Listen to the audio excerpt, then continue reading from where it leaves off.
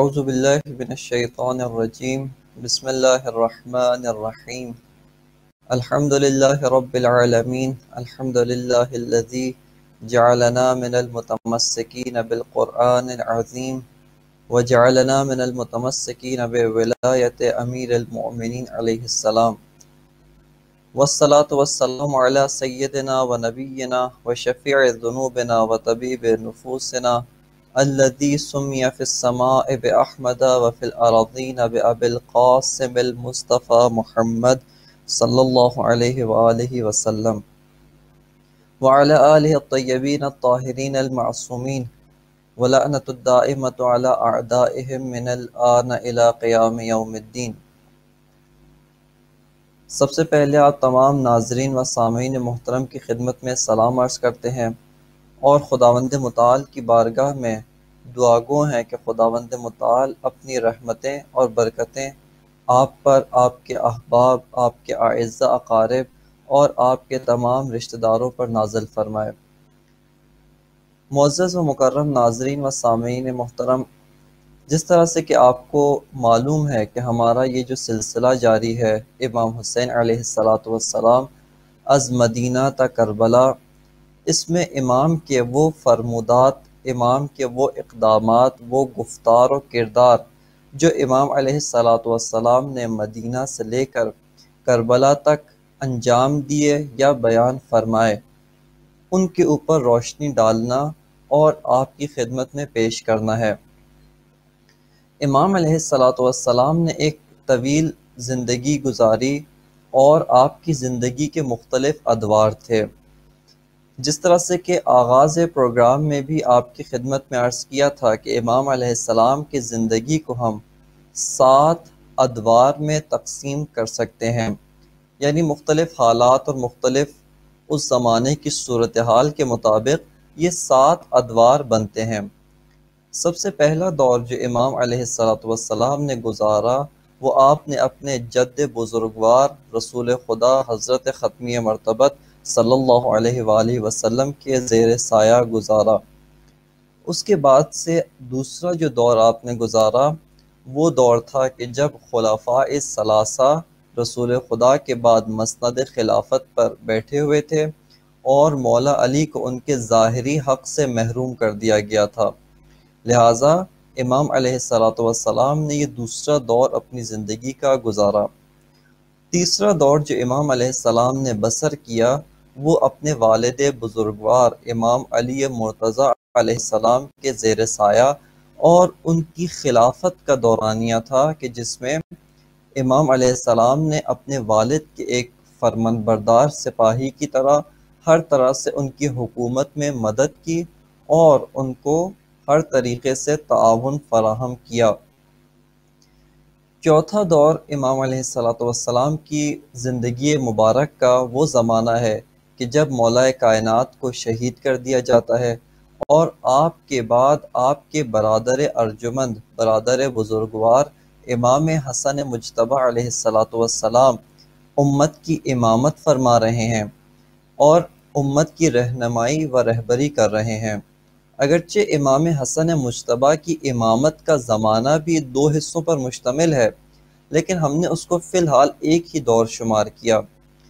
2 حصوں پر اس طرح سے مشتمل ہے کہ امام کی امامت کا وہ زمانہ کہ جب مولا کائنات کو شہید کیا گیا، اس وقت فوری طور پہ ساری کی ساری امت اجماع کر کے امام حسن مجتبی کو اپنا خلیفہ و اپنا رہنما و رہبر مانتی ہے اور آپ ہی کو بعنوان جانشین پیغمبر و جانشین مولا علی کے طور پہ حاکم تسلیم کر لیتے ہیں۔ یہ دورانیہ تقریباً 6 ماہ یا اس سے کچھ اوپر نیچے لگ بھگ جو ہے وہ عرصے کے اوپر مشتمل ہے۔ اس کے بعد دوسرا دورانیہ جو امام حسن مجتبی کی امامت کا ہے وہ زمانہ ہے کہ جب امت نے آپ کا ساتھ نہیں دیا، آپ کے اپنے ساتھیوں نے غداری کی اور فوج در فوج جا کر معاویہ کے سکوں کے عوض بکتے چلے گئے اور اپنا دین اور ایمان اور اپنے پیشوا و امام کو فروخت کر دیا۔ اس وقت امام معصوم علیہ السلام امام حسن مجتبی آپ جو ہے وہ بادل ناخواستہ صلح کو قبول فرماتے ہیں اور اس کے بعد سے آپ امت کی تربیت اور ان کی بیداری کے لیے کوشاں ہو جاتے ہیں۔ یہ دونوں دورانی ہم نے امام حسین علیہ السلام کی زندگی مبارک کا ایک ہی حصہ شمار کیا ہے۔ پانچواں دورانیہ کہ جو امام حسین نے بسر کیا وہ زمانہ ہے کہ جب آپ کے بعد امام حسن مجتبیٰ کی شہادت کے بعد سے امامت کی ساری ذمہ داری اور امامت کا سارا بوجھ امام حسین علیہ السلام کے کاندھوں پر آ جاتا ہے، اور آپ جو امت کی رہنمائی کر رہے ہیں اس دور میں آپ کھل کر اقدام نہیں فرماتے ہیں، اور آپ کھل کر اس ظالم و طاغوتی حکومت کے خلاف کوئی علنی قیام، کوئی مسلحانہ تحریک نہیں چلاتے ہیں۔ اس کی وجہ یہ نہیں تھی کہ امام علیہ السلام اس زمانے میں تحریک چلا نہیں سکتے تھے، بلکہ اس کی وجہ یہ تھی، اور نہ ہی اس کی یہ وجہ تھی جیسا کہ بعض لوگ ذکر کرتے ہیں کہ اس زمانے میں امیر شام معاویہ کی حکومت اس حد تک فاسد، اس حد تک فساد کے درجے تک نہیں پہنچی تھی کہ اس کے خلاف تحریک چلائی جائے، بلکہ اس کی اصل وجہ یہ تھی کہ امام حسین علیہ السلام اس صلح نامے کے اور اس عہد نامے کے پائبند تھے کہ جس کو آپ کے برادر بزرگوار امام حسن مجتبیٰ نے معاویہ کے ساتھ باندھا تھا، لہٰذا امام حسین بھی اسی صلح نامے کی آپ نے پائبندی کی، اور اسی صلح نامے کی پاسداری کرتے ہوئے آپ نے اس حکومت کے خلاف کوئی علنی اقدام نہیں کیا۔ اگرچہ امام حسین علیہ السلام کے زمانے میں امیر شام معاویہ نے، اور آپ کے زمانے سے پہلے حتیٰ امام حسن مجتبیٰ کی زندگی میں امیر شام نے کسی بھی معاہدے پر عمل نہیں کیا، لیکن چونکہ امام حسین وارث انبیاء ہیں اور عہد شکنی، پیمان شکنی، وعدہ خلافی آپ کی شان و آپ کی امامت کے سراسر خلاف ہے، لہذا آپ علیہ السلام نے کوئی ایسا اقدام نہیں کیا جو اس پیمان و اس عہد کی مخالفت کرتا ہو۔ چھٹا دور جو ہے وہ امام علیہ السلام کی حیات مبارک کا وہ زمانہ ہے کہ جب امیر شام جو ہے وہ اس دنیا سے رخصت ہوتا ہے، اور اپنے بعد اپنا فاسد اور انتہائی پلید بیٹا یزید اس کو برسر اقتدار اور برحکومت چھوڑ جاتا ہے، اور اس کے زمانے میں امام حسین علیہ السلام معاشرے کو بگڑتا ہوا دیکھ رہے ہیں۔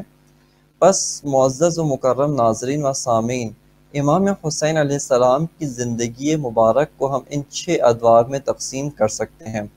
اگرچہ یہ جو ادوار کی تقسیم ہے زمانہ بندی کے حساب سے،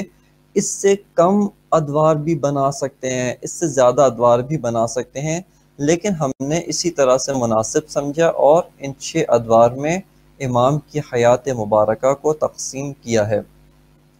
اس کے بعد سے ہم آتے ہیں کہ امام علیہ السلام نے یزید کی حکومت میں اپنے قیام کو شروع کیا اور قیام کو اعلانی طور پر آغاز کیا،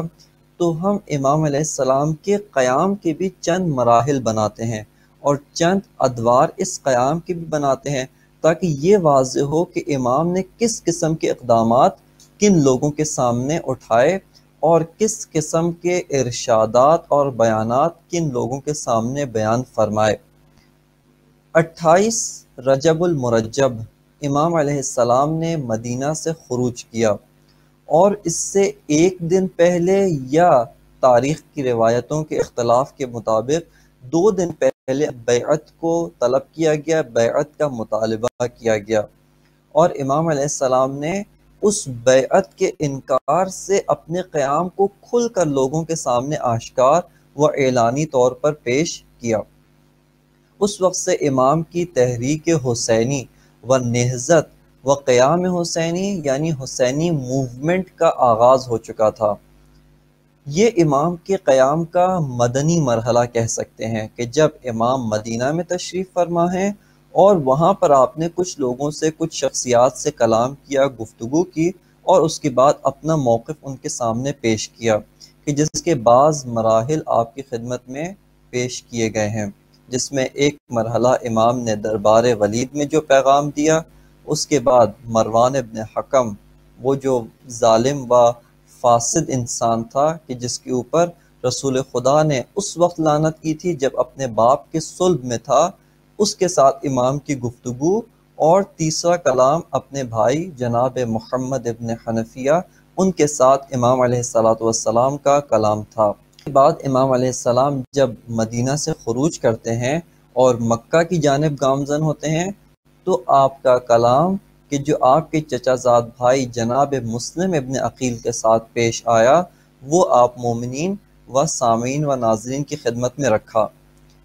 اور اسی کے ساتھ امام کی وہ ملاقات کہ جو ایک کنواں کھودنے والے شخص کے ساتھ ہوئی، جس کا نام تاریخ نے عبداللہ ابن مطیع العدوی لکھا ہے، اس کے ساتھ امام کی ملاقات ہوئی۔ وہ شخص امام کو مشورہ دیتا ہے، امام کو اپنی رائے، اپنا مشورہ پیش کرتا ہے، لیکن امام کی اطاعت نہیں کرتا، وہ امام کے قافلہ حسینی و تحریک حسینی کا حصہ نہیں بنتا ہے۔ اس کے ساتھ وہی شخص ایک اور روایت کے مطابق امام سے اپنا فائدہ، اپنے ذاتی کاروبار اور اپنے نخلستان کی برکت کے لیے امام سے فائدہ حاصل کر لیتا ہے، امام کی دعائیں لے لیتا ہے، لیکن امام سے یہ نہیں پوچھتا کہ آپ کا مقصد ہے، آپ کیا چاہتے ہیں، آپ مدینہ الرسول و حرم نبوی سے کیوں دور ہوئے، اور میرا فریضہ اس زمانے میں کیا بنتا ہے۔ لہٰذا ان تمام ملاقاتوں کو امام علیہ السلام کے مدنی مرحلے کے اندر ہم شمار کرتے ہیں۔ امام کی نہضت و قیام و آپ کی موومنٹ کا دوسرا مرحلہ جو آپ کی تحریک و آپ کی موومنٹ کا زمانی لحاظ سے سب سے طولانی مرحلہ ہے، اور وہ آپ کے قیام کا مکی مرحلہ ہے۔ امام علیہ السلام تاریخ کے مطابق 3 شعبان کو آپ مکہ کے اندر داخل ہوتے ہیں، اور 8 ذی الحج تک امام مکہ کے اندر تشریف فرما رہتے ہیں۔ 8 ذی الحج کو امام فیصلہ کرتے ہیں مکہ چھوڑنے کا، اور اس وقت اپنے احرام کو کھول کر آپ مکہ سے باہر نکل آتے ہیں۔ لہٰذا امام کے قیام کا یہ مرحلہ تقریباً ماہ شعبان، ماہ مبارک رمضان، ماہ شوال، ذی قعدہ اور ماہ ذی الحج کے 8 دنوں کے اوپر مشتمل ہے۔ تو لگ بھگ یہ مرحلہ 4 ماہ اور 5 دن کے اوپر مشتمل ہوتا ہے، اور امام کے قیام کا یہ مرحلہ سب سے زیادہ اہمیت کا حامل ہے۔ تیسرا مرحلہ جو امام حسین علیہ السلام کے قیام کا ہم شمار کر سکتے ہیں، وہ مرحلہ ہے کہ جب امام حسین علیہ السلام مکہ سے نکلتے ہیں اور کربلا کی جانب گامزن ہیں، یعنی آپ کوفہ کی جانب گامزن ہیں، اور رستے کے اندر یہ سارا آپ کا سفر گزر رہا ہے، یہاں تک کہ آپ 2 محرم کو کربلا میں وارد ہوتے ہیں۔ پس 8 ذی الحج سے لے کر 2 محرم تک یہ سارا سفر کا زمانہ، اور اس سفر کے اندر امام کی کن کن شخصیات سے ملاقات ہوئی، کیا کیا اقدامات ہوئے، اور امام علیہ السلام نے کیا کیا پیغامات اور کیا کیا خطوط لکھے، یہ سب کا سب اس تیسرے مرحلے میں شامل ہے۔ اس کے بعد سے مرحلہ جو ہم شمار کر سکتے ہیں وہ ہے انقلاب حسینی و نہضت حسینی کا آخری مرحلہ، جو 2 محرم الحرام سے شروع ہوا اور اس کے بعد سے 10 محرم الحرام کے اوپر امام حسین علیہ السلام کی شہادت تک جاری رہا۔ یہ امام حسین علیہ السلام کی حیات مبارکہ و آپ کے قیام و آپ کی نہضت کا چوتھا مرحلہ تھا۔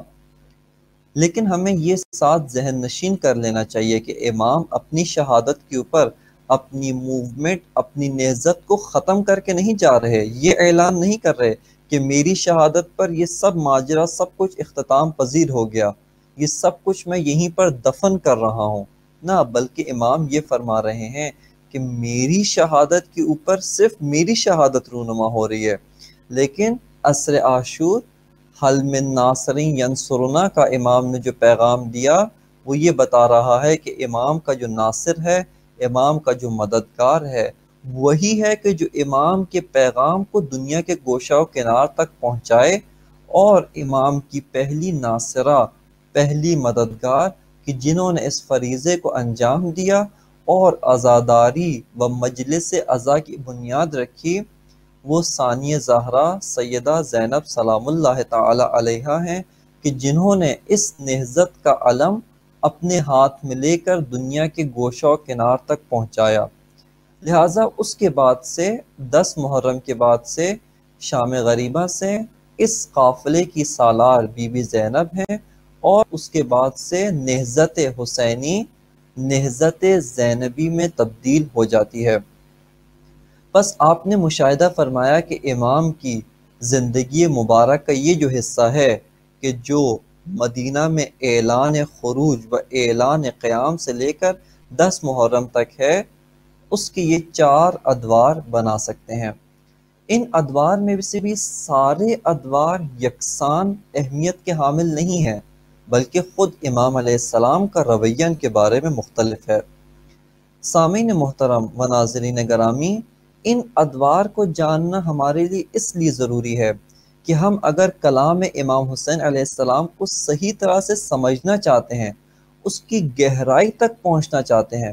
یہ اسی صورت میں ممکن ہے کہ جب ہم ان حالات کے ساتھ نزدیک ہو سکیں،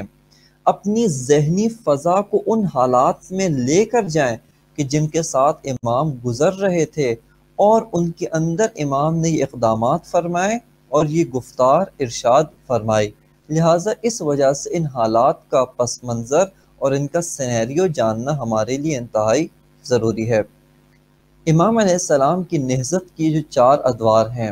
ان میں سے سب سے زیادہ طولانی مدت امام علیہ السلام نے جو بسر کی، وہ آپ نے مکہ مکرمہ میں گزاری، کہ جو آپ کی خدمت میں عرض کیا 4 ماہ اور کم و بیش 5 دن بنتے ہیں۔ امام علیہ السلام نے کیوں مکہ کا انتخاب کیا اور کیوں سب سے زیادہ وقت مکہ کے اندر گزارا، کیوں مکہ کے اندر اتنا عرصہ گزارا، جبکہ مکہ سے زیادہ آپ کے پیروکار، آپ ماننے والے کوفہ کے اندر موجود تھے، اور خود مولا کائنات امام علی علیہ السلام نے حکومت سنبھالنے کے بعد و خلیفہ بننے کے بعد دارالخلافہ مدینہ سے کوفہ کی جانب منتقل کیا۔ کیوں؟ چونکہ وہاں پر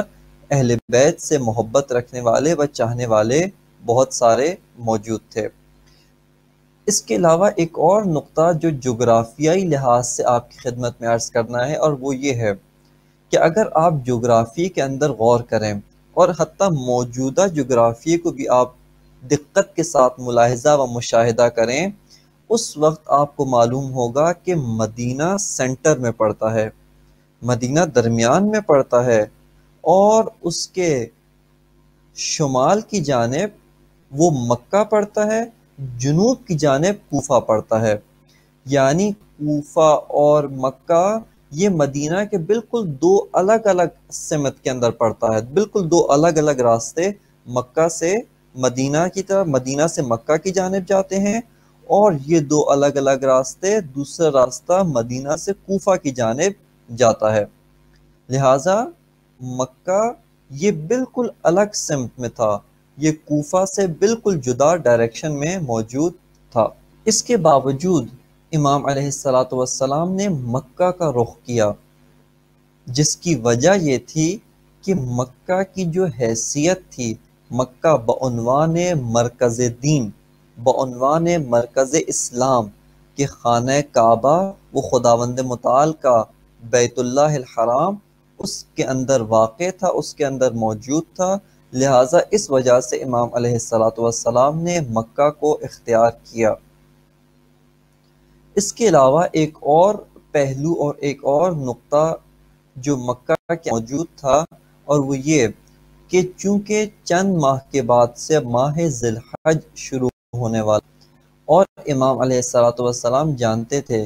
کہ سارے کے مسلمان یا حتیٰ مسلمانوں کی ایک بڑی اکثریت اور متدین مسلمان، دیندار مسلمان فریضہ حج کو ادا کرنے کے لیے مکہ تشریف لاتے ہیں، اس لحاظ سے مکہ مرکزیت رکھتا تھا۔ اس لیے سید الشہداء نے دیکھا کہ پیغام پہنچانے کے لیے سب سے بہترین سرزمین، سب سے بہترین جگہ کہ جہاں پر پیغام سید الشہداء بہت ہی آسانی کے ساتھ پھیل سکے گا، بہت ہی آسانی کے ساتھ یہ پیغام آگے بڑھ سکے گا، وہ سرزمین مکہ تھی۔ اس لیے سید الشہداء نے مکہ کا انتخاب کیا۔ اب 3 شعبان کو امام علیہ السلام مکہ میں داخل ہوتے ہیں۔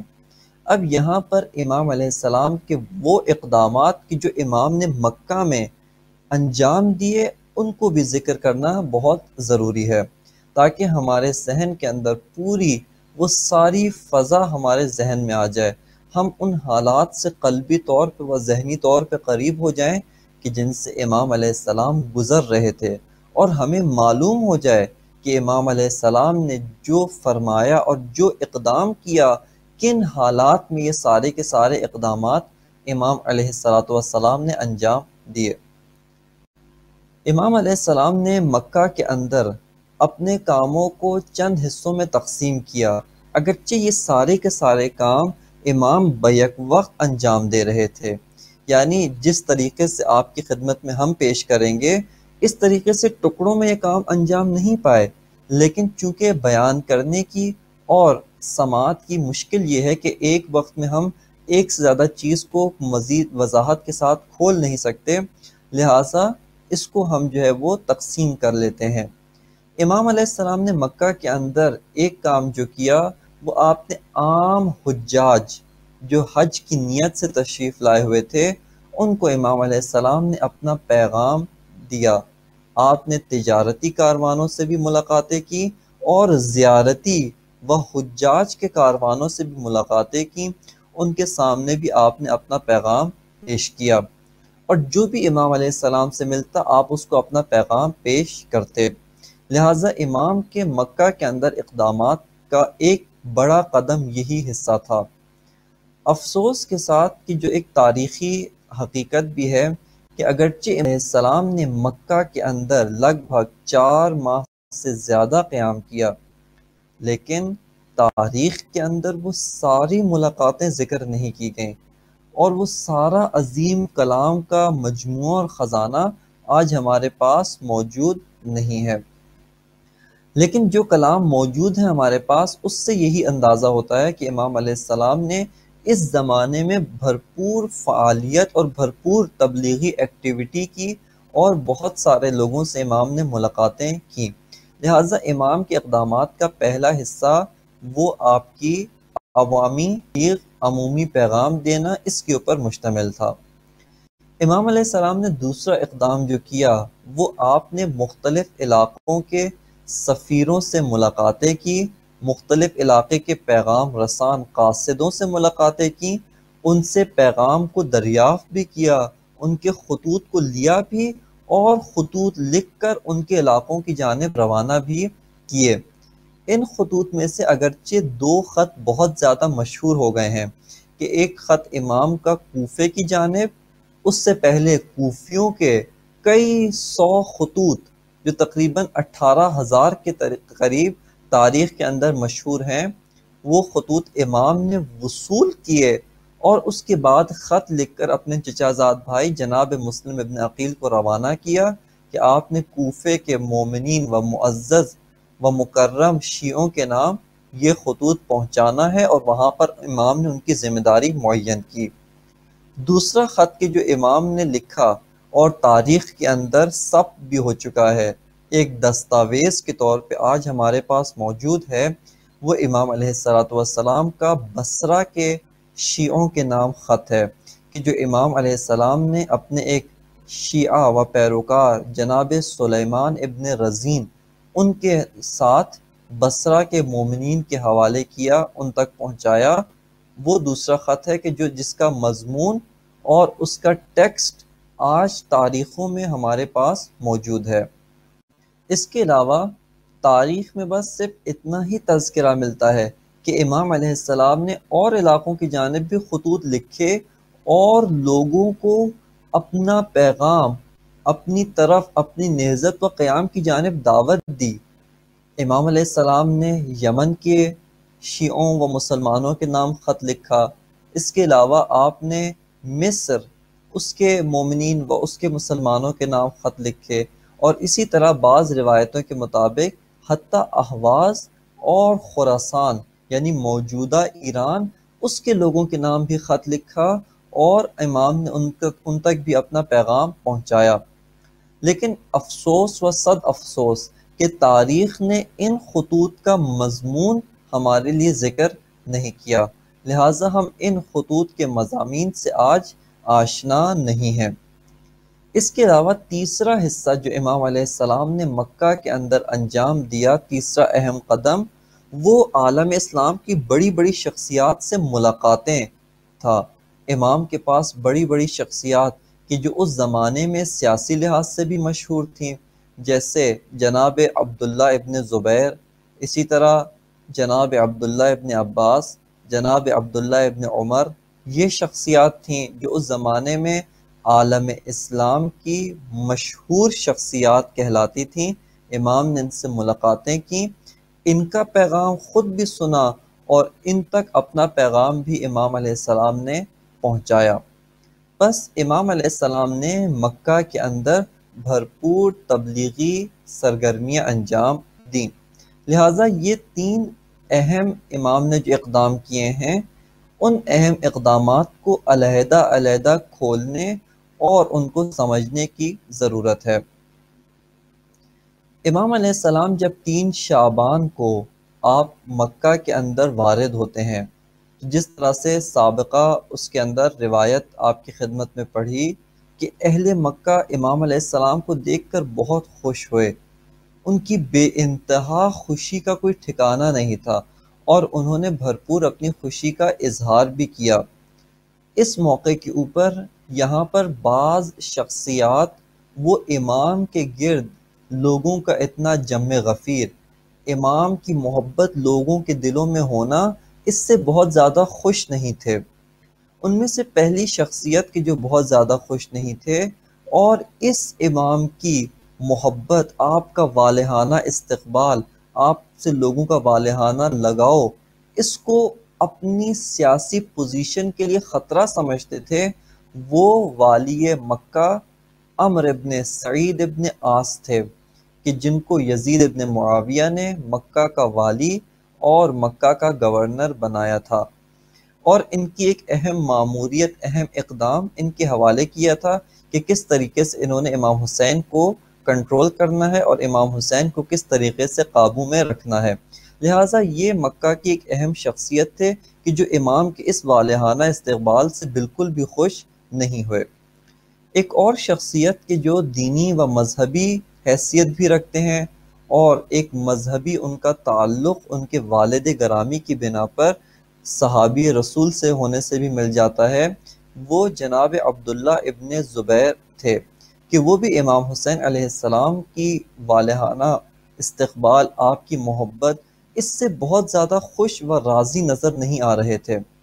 اور اس کی وجہ یہ تھی کیونکہ وہ خود مدعی خلافت تھے۔ وہ یہ سمجھتے تھے کہ یہ جو ردائے خلافت ہے یہ میرا حق ہے، یہ مجھے ملنا چاہیے، اور سمجھتے تھے کہ امام کی محبت و امام کا جو لوگوں کے دلوں میں مقام ہے، یہ خلافت تک پہنچنے میں میرے لیے رکاوٹ ہے، یہ لوگ اس وقت تک میری بیعت نہیں کریں گے جب تک امام مکہ کے اندر موجود ہیں۔ لہٰذا تاریخوں نے واضح طور پہ لکھا ہے کہ جب امام علیہ السلام مکہ میں تشریف لائے اور امام کا لوگوں نے یہ والہانہ استقبال، یہ والہانہ امام کا لوگوں نے اس طریقے سے امام کی عزت افزائی کی و اس طریقے سے امام کے گرد لوگ طواف کرنے لگے تو ان کو زیادہ پسند نہیں آیا، لیکن اس کے باوجود یہ شخصیت، یہ امام علیہ السلام کے پاس متعدد بار آئے، بار بار امام کے پاس آئے اور امام سے انہوں نے گفتگو کی، یہاں تک کہ روایت پچھلی دفعہ اس کے عربی متن کے ساتھ آپ کی خدمت میں پیش کی تھی کہ روایت کے الفاظ ہیں کہ یہ یا تو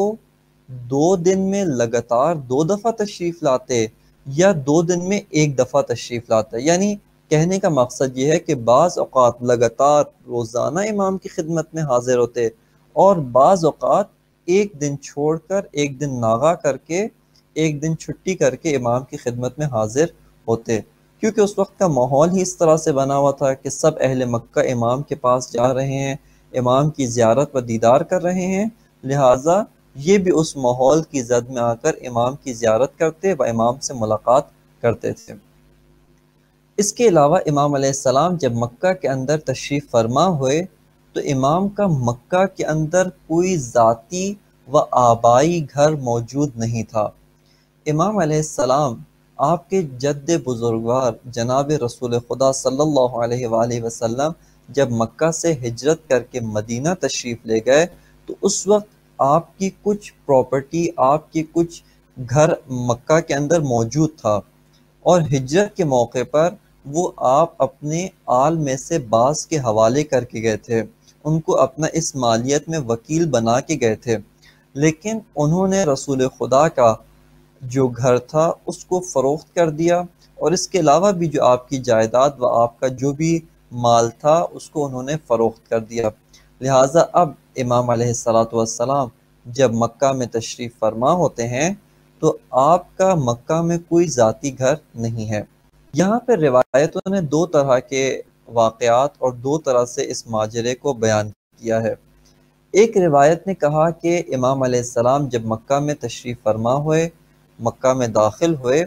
آپ نے ایک اونچائی کے اوپر، ظاہراً تھوڑا سا مکہ کا علاقہ جو ہے وہ نشیبی علاقہ ہے، جہاں پر خود وہ حرم مقدس کعبہ واقع ہے، وہ ایک وادی ہے، ایک نشیب ہے، اور اس کے ارد گرد بعض اونچے ٹیلے اس قسم کے اونچائیاں موجود ہیں۔ وہاں پہ لکھا کہ امام نے کعبہ کے ہی گرد ایک اونچے ٹیلے کے اوپر اپنا خیمہ نصب کیا، اپنا خیمہ لگایا، اور وہیں پر اپنے اہل بیت اور اپنے کاروان والوں کو اتارا، اور وہیں پر امام نے اپنے قیام کا انتظام کیا۔ امام علیہ السلام کے چچا زاد بھائی جناب عبداللہ ابن عباس کہ جو رسول خدا کے چچا جناب عباس کے فرزند ارجمند تھے، آپ کے سب سے بڑے بیٹے تھے، ان کو جب امام کی تشریف آوری کی خبر ملتی ہے، وہ آتے ہیں، آ کر امام حسین علیہ السلام کو اپنے گھر لے جاتے ہیں، اور امام ان کی درخواست قبول کر کے جناب عبداللہ ابن عباس کے گھر تشریف لے جاتے ہیں۔ رسول خدا صلی اللہ علیہ وآلہ وسلم کے چچا جناب عباس جو فتح مکہ کے موقع پر اسلام قبول کیا تھا اور اسلام سے مشرف ہوئے تھے، ان کا مکے میں ایک بہت ہی عظیم، ایک بہت ہی بڑا گھر تھا جس کے مختلف طبقات تھے اور مختلف حصے موجود تھے، لہٰذا امام علیہ السلام نے جناب عبداللہ ابن عباس کے گھر میں سکونت اختیار کی، اور سارے امام نے اپنی سرگرمیاں اور سارے امام نے اپنے اقدامات وہ سب کے سب جناب عبداللہ ابن عباس کے گھر میں ہی انجام دیے۔ جو ملاقاتیں ہوئیں انہی کے گھر میں ملاقاتیں ہوئیں، اور جو وفود امام سے ملنے آتے، جو قاصد امام کے پاس آتے امام کی زیارت کرنے، ان کو پیغام دینے، وہ انہی کے گھر میں آتے تھے، اور امام نے بھی جن جن قاصدوں کو اپنا پیغام دے کر مختلف علاقوں کی جانب روانہ کیا، وہ بھی اسی گھر سے ہی روانہ کیا تھا۔ بس سامعین محترم، آپ نے مشاہدہ کیا کہ امام علیہ السلام مکہ میں ان حالات میں وارد ہوتے ہیں۔ آئیے اب ہم امام علیہ السلام کے اقدامات اور امام نے جو مختلف اقدامات انجام دیے، تاریخ کی روایتوں اور تاریخ کی گواہیوں کے مطابق ہم ان کا جائزہ لینا شروع کرتے ہیں، اور جس طرح سے آپ کی خدمت میں عرض کیا کہ ان کو ہم مختلف ادوار میں تقسیم کر دیں گے اور ان کے مختلف حصے کریں گے۔ سب سے پہلا حصہ جو ہم شروع کرتے ہیں وہ امام علیہ السلام سے کن کن قاصدوں نے ملاقات کی، کون کون سے جو دوسرے علاقے کے میسنجرز تھے، جو پیغام رساں تھے، جو قاصد تھے اور سفراء تھے، انہوں نے امام سے ملاقات کی اور اپنا خط امام کی خدمت میں پیش کیا، اور امام علیہ السلام نے بھی ان کے ساتھ گفتگو، ان کی ملاقات کے بعد سے جو خط اس اہل علاقہ کے نام لکھا، وہ کیا خط لکھا اور کن لوگوں کو امام علیہ السلام نے یہ ماموریت اور یہ ڈیوٹی ان کے سپورٹ کی۔ لہٰذا سب سے پہلے ہم اس حصے سے شروع کرتے ہیں چونکہ دوسرا جو حصہ امام کی گفتگو کا ہے، بڑی شخصیات سے ملاقاتیں ہیں، وہ حصہ عموماً اس وقت کا ہے کہ جب امام مکہ سے نکل رہے ہیں، مکہ سے نکلنے کا ارادہ کرتے ہیں، اس وقت امام علیہ السلام کو یہ بڑی بڑی شخصیات مشورے دیتی ہیں، اور امام ان کے مشوروں کو سننے کے بعد ان کا ایک مناسب اور موقع کے حوالے سے جواب ارشاد فرماتے ہیں۔ لہٰذا امام علیہ السلام کی جو خطوط اور اس حوالے سے امام نے جو اعمال انجام دیے، جو آپ کا کردار و گفتار تھا، آئیے تاریخ کی روایتوں سے ہم اس کا مشاہدہ کرتے ہیں۔ سب سے پہلا جو واقعہ اور جو خط اور جن وفود نے امام علیہ السلام سے ملاقات کی، ان میں سب سے اہمیت کا حامل جو حصہ ہے اور جو خط ہے اور جو وفد ہے جس نے امام سے ملاقات کی، اور جس کے سفراء نے صرف ایک مرتبہ نہیں بلکہ کئی مرتبہ امام علیہ السلام سے ملاقات کی، وہ اہل کوفہ کے سفراء اور اہل کوفہ کے وفود ہیں۔ ان کے بے تحاشا قاصد، بے تحاشا سفیر اور بے تحاشا خطوط امام کے پاس پہنچے۔ آئیے تاریخ کے گواہیوں کے مطابق ہم ان کا جائزہ لیتے ہیں۔ تاریخ کے مشہور مورخ اور جن کو اپنی جگہ پر ایک بہت ہی نمایاں حیثیت حاصل ہے، جناب طبری، وہ فرماتے ہیں فلما بلغ اہل الکوفۃ ہلاک معاویہ ارجف اہل العراق بیزید۔ یہاں پہ کہتے ہیں کہ جب اہل کوفہ کو معاویہ ابن ابو سفیان کی موت اور اس کی ہلاکت کی خبر ملی تو ان سب کے سب لوگوں نے یزید کا انکار کیا اور یزید کی بیعت کو قبول نہیں کیا۔ وقالو، اور ان اہل عراق نے اپنا موقف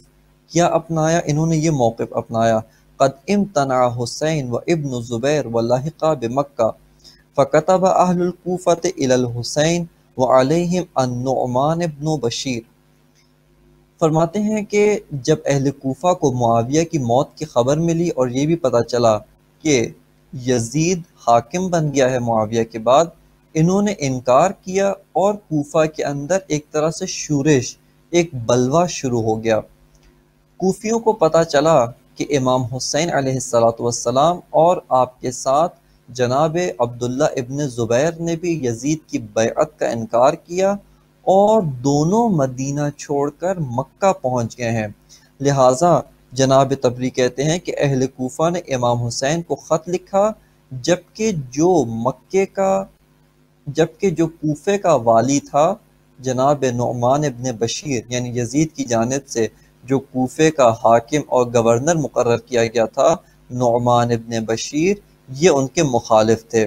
نعمان ابن بشیر کے بارے میں صرف ایک جملہ آپ کی خدمت میں عرض کروں کہ یہ صحابی رسول ہونے کا بھی اعزاز حاصل کر چکے ہیں اور انہوں نے کچھ عرصہ رسول خدا صلی اللہ علیہ وآلہ وسلم کی معیت میں بھی گزارا ہے،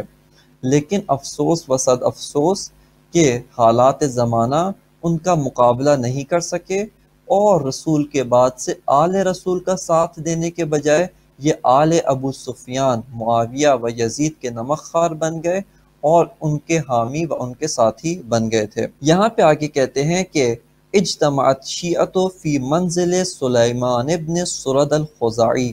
جب شیعوں نے یہ سنا کہ یزید حاکم بن گیا ہے اور امام حسین نے بیعت کا انکار کیا تو یہاں پر ان کو امام کی جانب پیغام بھیجنے کا خیال آیا اور پیغام بھیجنے کا انہوں نے سوچا۔ لہٰذا شیعوں نے جناب سلیمان ابن سرد الخزاعی کہ جو کوفہ کے اندر ایک شیعہ رہنما و شیعہ رہبریت و شیعہ قضیت جن کو حاصل تھی، ان کے گھر میں یہ سب کے سب لوگ جمع ہوئے، ان کے مکان میں یہ سارے کے سارے جمع ہوئے۔ فذکرنا ہلاک معاویہ فحمدنا اللہ علیہ، اور ان سب نے معاویہ کی ہلاکت کا تذکرہ کیا اور اس پہ خداوند متعال کی حمد کو بجا لائے۔ یہاں پہ راوی کہتا ہے فقال لنا سلیمان ابن سرد، یہاں پہ سلیمان ابن سرد خزائی نے ان سامعین و حاضرین کی خدمت میں یہ خطاب کیا، اور یہ جوشیلا خطاب کرنے کے بعد سے ان لوگوں کی توجہ جس نے دلائی و امام حسین کو کوفہ کی جانب دعوت دے کہ ان کو بلائیں، وہ جناب سلیمان ابن سرد الخزائی ہیں۔ جناب سلیمان نے ان لوگوں کے سامنے یہ خطاب کیا، ان معاویہ قد ہلکا، کہ معاویہ بے شک ہلاک ہو گیا ہے، وَإِنَّ حُسَيْنًا قَدْ تَقْبِضُ عَلَى الْقَوْمِ بِبَيْعَتِهِ، اور امام حسین نے اپنی بیعت کو روک لیا ہے، بیعت سے صاف انکار کر دیا ہے۔ وَقَدْ خَرَجَ إِلَى مَكَّةَ، اور امام حسین علیہ السلام مکہ کی جانب خروج کر کے نکل گئے ہیں۔ وَأَنْتُمْ شِيعَتُهُ وَشِيعَةُ أَبِيهِ، اور تم سب کے سب امام کے شیعوں میں سے ہو، اور امام کی جو والد بزرگوار جناب علی مرتضیٰ